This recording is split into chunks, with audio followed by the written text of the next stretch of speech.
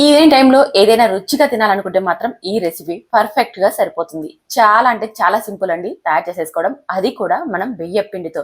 కేవలం బియ్యపు పిండి ఉంటే చాలు ఈ స్నాక్స్ ని తయారు చేసేసుకోవచ్చు. చాలా మందికి శనగపిండి పడదు కదా, అలాంటి వాళ్ళు ఈ రెసిపీని ట్రై చేయండి. దీనికోసం ఒక బౌల్ తీసుకొని అందులోకి ఒక కప్పు బియ్యపు పిండిని తీసుకోండి. రెగ్యులర్ గా వంట కోసం వాడుకునే బియ్యపు పిండేనండి. అందులోకి హాఫ్ కప్పు పెరుగును వేసేసుకోవాలి. అలాగే ఇందులోకి రుచికి సరిపడా ఉప్పుని పావు టీ స్పూన్ దాకా వంట సోడాని వేసేసుకొని ఇందులోకి ఒక కప్పు నీళ్లు తీసుకొని కొద్ది కొద్దిగా వేసుకోండి. ఒకే కప్పు ఒక్కసారి వేయకండి. నాకైతే ముప్పావు కప్పు దాకా నీళ్లు పట్టాయి. అందుకని మీరు కొద్ది కొద్దిగా వేసుకుంటూ కలిపి చూడండి. పిండి ఇలా జారుగా ఉంటే సరిపోతుంది. మరీ గట్టిగా ఉండకూడదు, అలా అని జారుగా ఉండకూడదు. వీడియోలో చూపించిన విధంగా ఇలా ఉండాలన్నమాట. ఇప్పుడు ఒక 5 నిమిషాల పాటు బాగా బీట్ చేస్తూ కలపండి.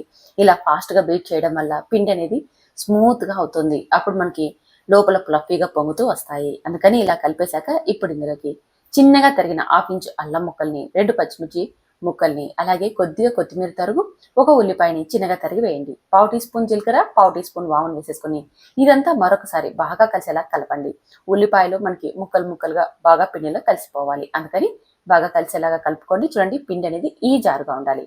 మరి గట్టిగా ఉండకూడదు, మరి లూజ్గా ఉండకూడదు. గట్టిగా ఉందంటే గట్టి పకోడా లాగా వస్తాయి. లూజ్గా ఉందనుకోండి ఆయిల్ ఎక్కువ పీల్చుకుంటాయి. అందుకని వీడియోలో చూపించిన విధంగా పర్ఫెక్ట్ గా కలపండి. ఇప్పుడు స్టవ్ మీద డీప్ ఫ్రైకి సరిపడా ఆయిల్ పెట్టి ఆయిల్ బాగా వేడెక్కాక ఇప్పుడు ఆయిల్కి సరిపడా వేసేసుకోండి. మంటని వేసేటప్పుడు లో ఫ్లేమ్లో పెట్టండి. వేసిన వెంటనే హై ఫ్లేమ్లోకి ట్రాన్స్ఫర్ చేసుకొని వీటిని అటు ఇటు తిప్పుతూ మంచి గోల్డెన్ కలర్ వచ్చేదాకా ఫ్రై చేయండి. చూసారు కదా, ఇక్కడ లైట్ గోల్డెన్ కలర్ వచ్చేసాయి కదా. ఈ విధంగా గోల్డెన్ కలర్ వచ్చాక వీటిని ఆయిల్ నుంచి తీసేసుకోవచ్చు. చాలా చాలా తక్కువ నూనె పీల్చుకుంటాయి, చాలా కరకరలాడుతూ ఉంటాయి. క్విక్గా ప్రిపేర్ చేసేసుకోవాలనుకున్నా, లేదా మీకు శనగపిండి సరిపోదు అనుకున్నా, డిఫరెంట్ టేస్ట్గా తయారు చేసుకోవాలనుకున్నా మాత్రం ఈ రెసిపీ పర్ఫెక్ట్ అని చెప్తాను. చాలా అంటే చాలా బాగున్నాయండి. ఈ బియ్య పిండితో చేసిన వడ అనొచ్చు, లేదా బోండాలు కూడా అనొచ్చు.